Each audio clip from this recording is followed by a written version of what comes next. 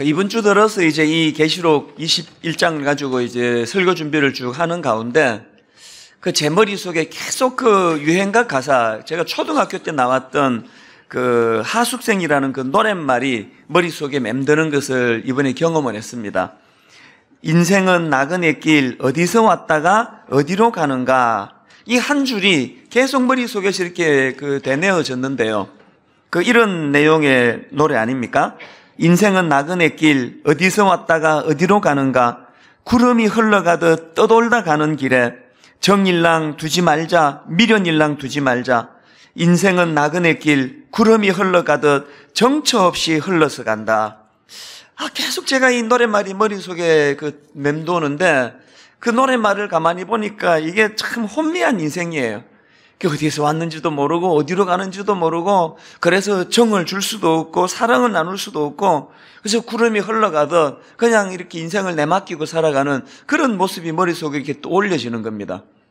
그러고 보니까 이런 식으로 인생을 방황하는 나그네 길에다가 비유하는 그런 노랫말이나 또 시라든지 이런 것들이 종종 나오는 것을 볼 수가 있습니다. 새생명 축제 때 자주 인용해 드리는 창세기 47장 8절 9절 말씀도 비슷한 내용입니다. 바로가 야곱에게 묻되 내 나이가 얼마냐? 야곱이 바로에게 아뢰되 내 나그네 길의 세월이 130년이니이다. 내 나이가 얼마 못되니 우리 조상의 나그네 길의 연조에 미치지 못하나 험악한 세월을 보내었나이다. 야곱의 인생을 조금이라도 아시면은 참 이런 말 할만하다. 그런 험악한 세월을 보낸 인생이 야곱 아닙니까? 그런가 하면은 왕이었던 솔로몬도 비슷한 고백을 하는데요. 전도서 1장 2절 3절에서 이런 허무가를 노래합니다. 전도자가 이르되 헛되고 헛되며 헛되고 헛되니 모든 것이 헛되도다. 해 아래에서 수고하는 모든 수고가 사람에게 무엇이 유익한가? 14절에서도 내가 해 아래에서 행하는 모든 일을 보았노라. 보라, 모두 다 헛되어 바람을 잡으려는 것이로다. 지금 솔로몬이 뭘 경고하는 겁니까? 이 땅에서의 삶만을 붙잡고 사는 인생은 그 종착점이 이렇게 허무할 수밖에 없다. 왕으로 부귀 영광을 탁 누려본 솔로몬이 이런 허무가를 지금 노래를 부르며 우리를 경고하는 것입니다. 이런 혼미한 인생들과 또 그런 노랫말을 제가 쭉 생각하다가 보니까 너무나 확연하게 대조가 되는 한 인물이 확 부각이 되는데 바울이에요. 그에게는 인생에 이런 혼미함이 없습니다. 사도행전 20장 24절을 보십시오. 내가 달려갈 길과 주 예수께 받은 사명 곧 하나님의 은혜의 복음을 증거하는 일을 마치려 하면은 나의 생명조차 조금도 귀한 것으로 여기지 아니하노라. 이 확고하지 않습니까? 디모데후서 4장 7절에서도요. 나는 선한 싸움을 싸우고 나의 달려갈 길을 마치고 믿음을 지켰으니, 이 얼마나 확신에 찬 의존입니까? 여기에 자기 인생에 대한 주저함이란 게 없습니다. 이 바울이 앞에서 허무가를 부르던 인물들에 비해서 또 인생은 나그네 길, 어디서 왔다 어디로 가는지 구름에 흘러가듯 이런 노래를 부르는 사람하고 확연히 다른 삶을 보여주는, 이게 어디서 기인하는 차이인가? 그래서 제가 이 바울을 가만히 보니까요, 바울이 이렇게 인생의 혼미함을 막는 비결이 있었는데 그 중에 하나가 뭐냐? 바울은 자기가 가야 될 인생의 종착점을 알고 있던 사람이에요. 난 이 길로 간다. 누가 뭐라 그래도 내가 갈 길은 이 길이고 이 길 끝에는 예수 그리스도가 서 계신다. 이 확신이 있었던 사람이 바울이에요. 더 중요한 것은 바울은 그렇게 자기 인생에 가야 될 길, 그 종착점에 주님이 서 계시는 걸 확신했을 뿐만 아니라 그 목적지를 향해 나가는 여정길에서 가이드가 있었던 인생이에요. 하나님이 자기 인생의 가이드가 되어주셨어요. 오늘 본문 계시록 21장 6절에도 한번 보십시오. 또 내게 말씀하시되 이루었도다. 나는 알파와 오메가요 처음과 마지막이라. 내가 생명수 샘물을 목마른 자에게 값없이 주리니. 장로님들 기도하실 때 보면은 알파와 오메가 되신 하나님, 처음과 나중이신 하나님, 이렇게 기도하시는 게 이제 여기서 따온 거예요. 그래서 우리는 알파와 오메가를 가지고 이제 해석할 때 이제 이 알파와 오메가는요, 헬라어 알파벳 첫 자가 알파고요, 헬라어 알파벳 마지막 철자가 오메가예요. 이 영어로 A가 첫 알파벳이고 Z가 마지막 알파벳이지. 그래서 이제 처음과 나중이라를 이제 시작이요 끝이라는 뜻으로 그렇게 우리는 해석합니다. 그 맞는 해석이에요. 그러나 여러분 더 깊이 들어가 보면요, 주님께서 나는 알파와 오메가를 할 때는 그 정도가 아니고 더 깊은 의미가 있습니다. 이 주님이 나는 알파와 오메가라는 이 말씀을 하실 때 그 속에 하나님의 어떤 비장함이 거기 담겨 있는 거예요. 어떤 비장함입니까?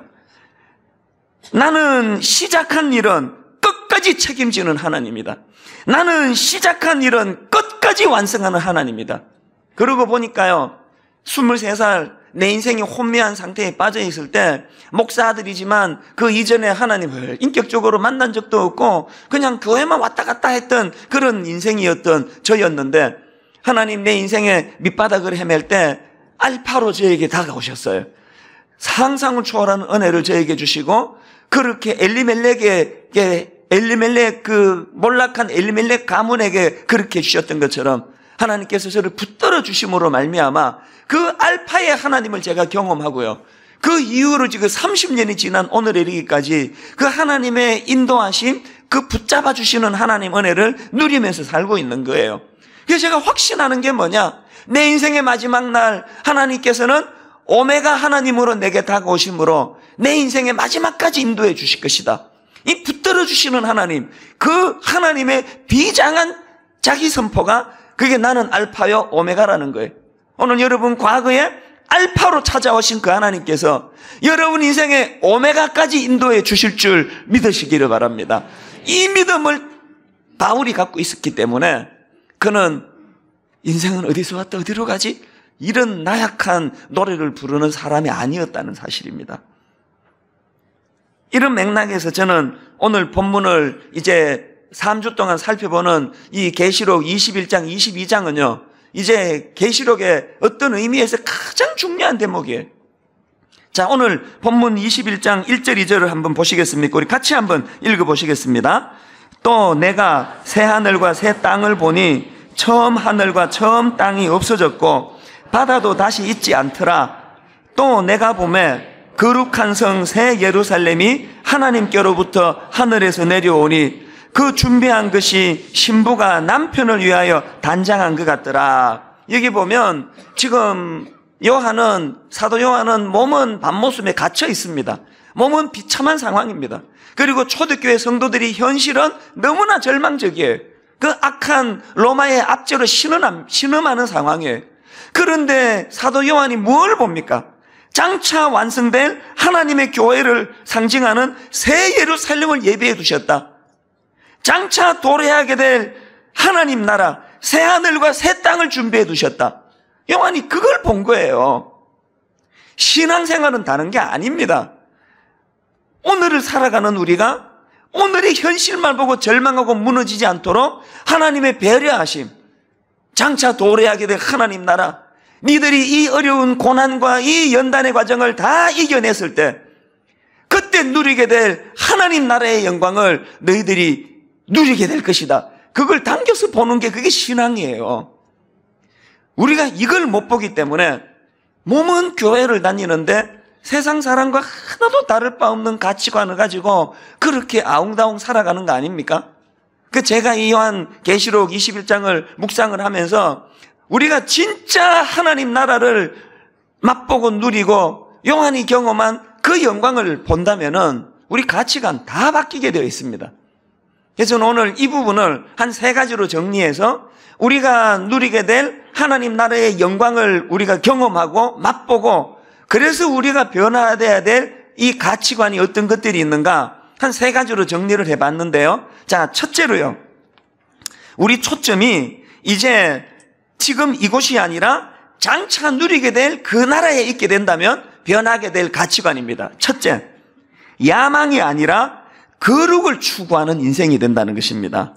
2절을 보니까요, 이렇게 묘사합니다. 또 내가 보매 거룩한 성 새 예루살렘이 하나님께로부터 하늘에서 내려오니, 사도 요한이 보았던 이 새 예루살렘을 보니까 그 성을 어떻게 묘사합니까? 거룩한 성이라는 게, 거룩한 성. 이게 무엇과 대조가 되는가 하면은, 자, 계시록 18장 17절입니다. 그의 고통을 무서워하여 멀리 서서 이르되 화이또다 화이또다 큰 성 견고한 성 바벨론이여 한 시간에 내 심판이 이르렀다리로다. 지금 이 사단의 도성인 바벨론을 어떻게 묘사한다고요? 큰 성이래요. 견고한 성이래요. 여기에 반해가지고 장차 우리가 누리게 될 새 예루살렘 성은 어떤 성이라고요? 거룩한 성이래요. 오늘 우리가 그저 안달복달하는 눈에 보이는 이것만 보고 살고 그렇게 살아가면 우리는 큰 것만 추구할 수밖에 없는 인생인데, 요한처럼 거룩하신 하나님 은혜로 영안이 열려 장차 도래하게 될 하나님 나라의 영광을 맛보게 된다면 이제는 우리가 거룩을 추구하는 인생이 될 줄로 믿습니다. 사실 이 거룩이라는 단어는요, 히브리어로 그 카도시라는 이 단어는 구별된 것, 이런 어원적 뜻을 갖고 있는 단어예요. 그래서 거룩은 뭐냐? 세상과 구별되는 게 거룩이에요. 세상은 큰 걸 추구할 때 나는 그것과 구별되어 사는 삶, 이게 거룩이에요. 제가 미국에 제가 존경하는 그 목사님이 계시는데요, 한 번은 이 목사님이 이런 말씀을 하세요. 이제 미국에서 자라니까요, 태어나고 자란 그 아이가 이제 아버지가 자꾸 교육을 하느라고 이제 그렇게 하면은 얘가 언제부터 자꾸 이렇게 말한다는 거예요. 아빠, 에브리바디가 다 그렇게 해요. 영어 했습니다. 에브리바디가 다 그렇게 산다는 거예요. 그래서 이 아버지가, 목사님 이렇게 그 딸에게 말해줬답니다. 얘야, 너는 에브리바디가 아니야. 너는 하나님의 딸이야. 야, 그게 저에게 얼마나 도전이 됐습니다. 여러분, 우리는 에브리바디가 아닙니다. 온 세상 사람이 다 그렇게 살고 온 세상 사람들이 탐욕에 쩔어 살아서 세상이 다 그렇게 살아요. 우리는 이렇게 변명할 수 없는 건 우리는 에브리바디가 아니고요, 하나님의 자녀인 줄 믿으시기를 바랍니다. 이걸 자각하는 게 이게 거룩이에요. 그런가 하면은 두 번째로 우리가 기억해야 되는 건요, 우리가 요한처럼 그 하나님 나라의 영광을 맛보면은 가치관이 어떻게 변하느냐? 물질적 풍요가 아니라 하나님과의 친밀감 회복을 추구하는 인생이 된다는 거예요. 제가 의도적으로 그 괄호 안에 넣은 것은요, 과거에 우리가 추구했던 것을 제가 담아 본 거예요. 그 저희가 살던 60년대, 70년대에는 참 가난했잖아요. 그 중에서도 제가 살던 동네는 또 더 가난한 동네였는데요. 그러다 보니까 그래서 그런지 그 목사님이 이렇게 설교하실 때, 천국을 묘사하실 때 이 물질적으로 많이 묘사하시더라고요. 천국이 얼마나 좋은지 아십니까? 천국에는 성곽이 벽옥으로 쌓여 있고 성은 정금으로 되어 있고 각종 보석으로 꾸며져 있고 문은 진주로 꾸며져 있습니다. 막 이렇게 설교를 하면 막 성도들이 막 부러워하고 그랬어요. 그래서 제가 생각해 보니까요, 그 목사님이 왜 이렇게 설교했을까 보니까 너무너무 가난하던 시대니까 이렇게 물질적인 풍성함으로 천국을 묘사하면 그것 바라보고 이제 믿음이 좋아져서 천국을 갈망하라고 그렇게 설교하신 것 같은데, 근데 불행하게도 그것은 여러분, 천국의 전곡을 찌르는 설교가 아니에요. 천국은요, 보석으로 꾸며져서 특징이 있는 게 아닙니다. 그러면 지금 여기 부자들 보석으로 치장하고 사는 사람들은 누가 천국 가고 싶겠습니까? 나 지금 다 누리고 있는데. 천국의 특징은 물질적으로 풍성함으로 설명하면 안 되는 거예요. 그래서 오늘 본문 3절에 보니까 주님께서 친히 하나님 나라의 본질을 이렇게 설명합니다. 이 3절 같이 한번 읽어보시겠습니다. 내가 들으니 보좌에서 큰 음성이 나서 이르되 보라, 하나님의 장막이 사람들과 함께 있음에 하나님이 그들과 함께 계시리니 그들은 하나님의 백성이 되고 하나님은 친히 그들과 함께 계셔서, 여기 나오는 하나님 나라의 본질은요, 물질의 화려함이 아니라 하나님과의 친밀감의 회복의 상태, 이게 천국이에요. 그렇기 때문에 우리가 하나님 알지 못하던 때는 물질적인 겉모습을 추구하는 인생이었다면, 이제 우리가 하나님 나라를 갈망한다면 하나님과의 친밀감을 추구해야 됩니다. 이 친밀감이라는 단어를 저는 참 좋아하는데 영어로 intimacy라는 이 단어예요. 여러분, 이 영적인 intimacy가 얼마나 중요한지 몰라요. 그런데 중요한 건 뭐냐? 이 intimacy는요, 저절로 생기는 게 아니에요. 노력을 해야 습득이 되는 거예요. 신앙적으로 영적으로도 마찬가지예요. 여러분이 예수님을 영접하고 구원의 확신이 생겨서 저절로 하나님과 친밀감이 생길 거라는 이 착각에서부터 영적인 문제가 생기는 거예요. 우리가 하나님과 이 친밀감을, 인티머시를 얻어내려면요, 뼈를 깎는 노력을 해야 돼요. 성경 읽고 묵상하고 하나님 앞에 나와 기도로 주님과 교제하며 이 친밀감을 회복을 해야 돼요. 근데 많은 경우 그게 없습니다. 그런가 하면은 신앙생활에서 하나님과의 친밀감을 위해서 노력할 뿐만 아니라 성도 간에, 왜 우리가 일반 성도 파송 운동을 꼭 해야 되는지 아십니까? 작은 교회, 약한 교회를 우리가 그냥 굳이 하려고 하는 거 아니에요. 우리 살려고 하는 거예요. 이렇게 큰 교회에서 예배 한번 딸랑 드리고 아무런 성도 간의 교제가 없는 이런 상태는 여러분 영적으로 치명적이에요. 성도 간의 친밀감이 필요해요. 하나님과의 친밀감을 위한 연습이고 훈련이에요. 그래서 저는요, 매 설교할 때마다 하나님께 그렇게 기도합니다. 하나님, 제가 기왕에 설교해야 되는데 성도들을 사랑하는 마음으로 설교하기를 원합니다. 그렇잖아요? 오늘 여러분이 누가 저를 막 열받게 만들어가지고 막 짜증나게 만든다고 해가지고 제가 막 퉁명스럽게 본문 읽고는 오늘은 자습하세요. 나 설교할 기분 안 나니까 다 자습하고 가세요, 각자. 그리고 내가 들어가 버릴 수가 없습니다. 아무리 여러분이 정이 안 가고요, 꼴 보기 싫어도요, 해야 돼요. 그게 제 역할이에요. 그러니까 하나님께 구하는 거예요. 기왕에 해야 되는데 하나님, 정말 사랑하는 마음 주세요. 엿새 동안 힘든 삶을 산 우리 성도들에게 가장 유익한 말씀을 전할 수 있도록 우리 성도들을 사랑하는 마음을 주세요. 막 얼마나 구하는지 몰라요. 왜 그렇게 구할까요? 잘 안 되니까 구하는 거 아니겠습니까? 인간은 사랑스럽지 않거든요. 뭐 여러분인들 제가 사랑스럽겠습니까? 노력을 해야 되는 거예요. 우리 찬수 목사와 친밀한 관계 되기를 원합니다. 이게 우리가 구해야 되는 가장 중요한. 그래서 이제 우리 다락방, 이제 내년부터 다락방 참석하기 캠페인을 벌일 텐데요. 빨리 일반 성도 파송 운동에 순종해서 작은 교회로 빨리 가시든지, 그러면 이제 우리 9년 남았는데 이 9년 안에, 이 안에서 제대로 된 신앙을 회복하시려면 성도 간의 친밀감을 노력을 해야 돼요. 서로 사랑하기 훈련, 용납하기 훈련. 그래서 이 인티머시가 구현되는 그런 교회가 되기를 바랍니다. 그런가 하면은 세 번째로, 우리가 이 하나님 나라를 꿈꾸게 된다면요, 가치관이 이렇게 바뀝니다. 인간의 위로가 아니라 성령님의 위로를 추구하는 인생이 된다는 것입니다. 4절에 보니까요, 모든 눈물을 그 눈에서 닦아주시니 다시는 사망이 없고 애통하는 것이나 곡하는 것이나 아픈 것이 다시 있지 아니하리니 처음 것들이 다 지나갔습니다. 저는 여기에서 여러분 정말 강하게 여러분에게 드리고 싶은 메시지가 있는데요, 이 땅은 위로받는 곳 아닙니다. 자꾸 위로받으려고 그러지 마세요. 사람에게 위로받으려다가 피 보는 사람이 한둘입니까? 사람은 위로의 대상이 아니에요. 위로는 이 땅에서 받는 게 아니라 도래하게 된 하나님 나라에서 받는 줄 믿으시기 바랍니다. 위로자는 우리 인간이 아니라 하나님이신 줄 믿으시기를 바라요. 그래 자꾸 사람한테 기대고 사람한테 위로받으려고 그러면요, 상처 더 받아요. 아무도 우리를 위로해 줄 사람이 없습니다. 제가 알고 있는 연예인이 한 분 계시는데 이분은 참 신실해요. 그러다가 보니까요, 그냥 모든 후배 연예인들이 어려운 일이 있으면 이분 찾아가 상담하고 대화하고 해서 제가 보니까 이게 좀 무리예요. 이게 좀 감당을 못할 것 같아요. 근데도 얼마나 신실하게 그걸 잘 감당하고 계세요. 그러니까 모든 후배 연예인들에게 어깨가 되고 있는 그런 성숙한 분이에요. 그런데 이분이 최근에 저를 찾아왔어요.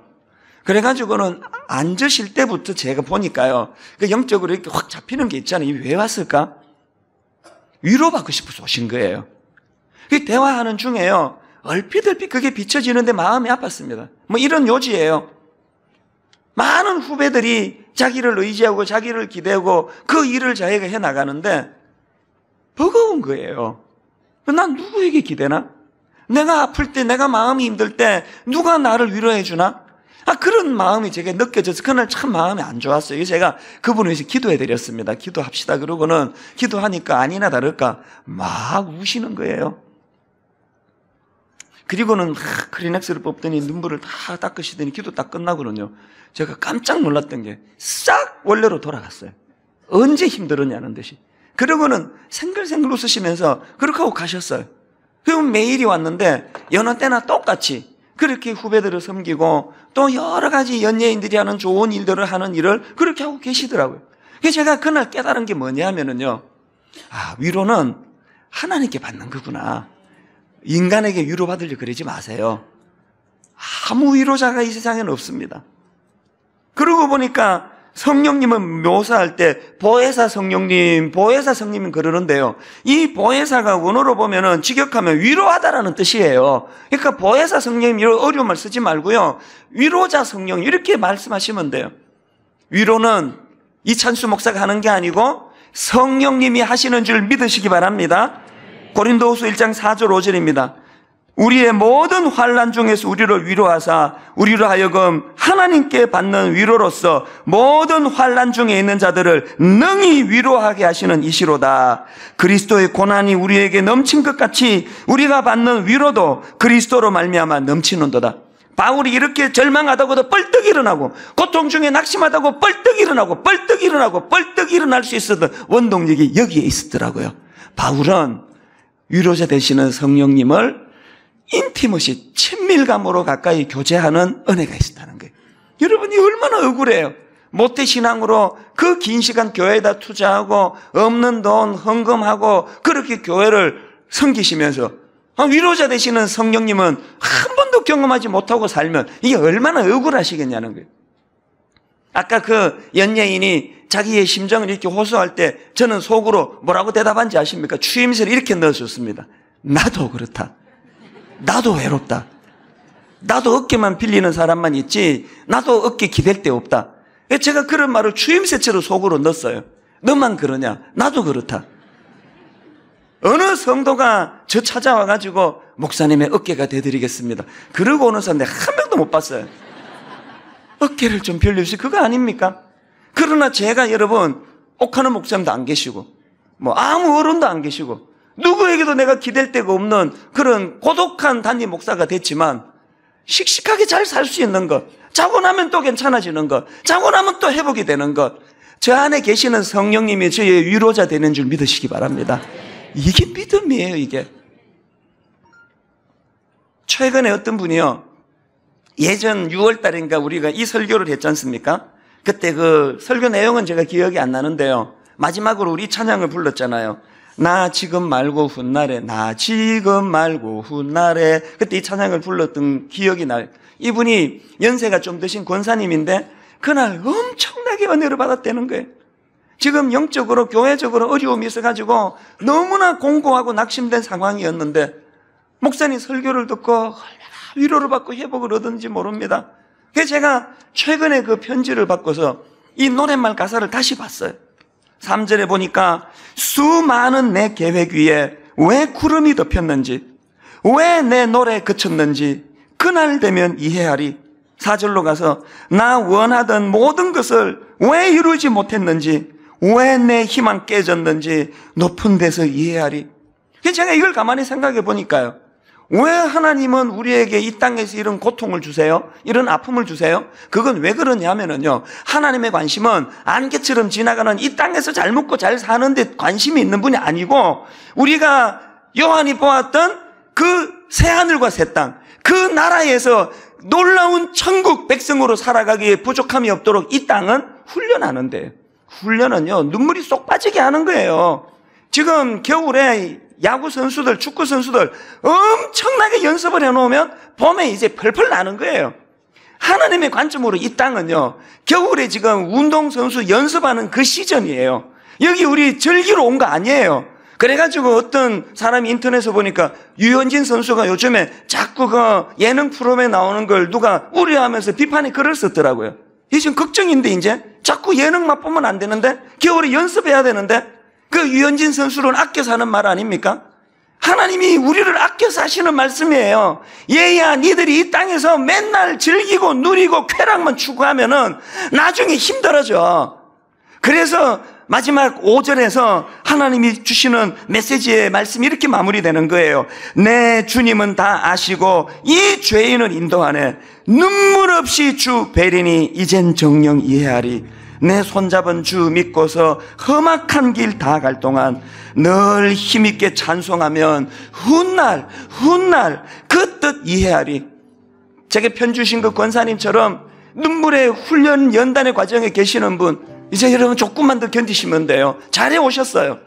오늘 여러분의 이 눈물의 수고가 장차 도래하게 될 하나님 나라에서 눈물 없이 주님을 내가 다시 만날 것입니다. 이 소망의 자리로 들어가게 될 줄 믿으시기를 바랍니다.